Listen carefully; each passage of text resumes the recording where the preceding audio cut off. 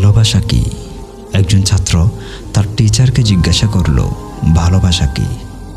Teacher বলল, আমি তোমার উত্তর দিব, কিন্তু তার আগে তোমাকে একটা কাজ করে দেখাতে হবে।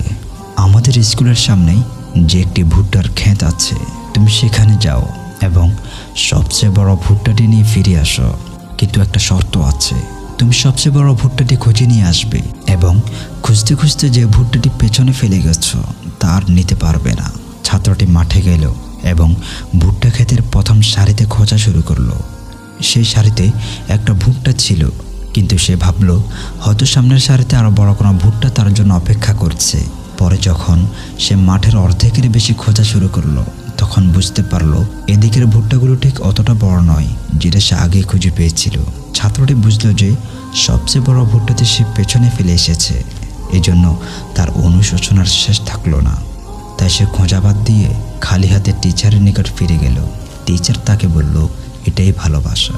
তুমি হয়তো জীবনে কাউকে খুঁজে পেয়েছো, কিন্তু আরও ভালো কাউকে পাওয়ার আশায় যদি খুঁজতেই থাকো, এমন একদিন আসবে যেদিন তুমি উপলব্ধি করবে যে তোমার জন্য সবচেয়ে ভালো মানুষটিকে তুমি পেছনে হারিয়ে ফেলেছ। তখন আর তাকে ফিরে পাওয়ার কোনো উপায় থাকবে না।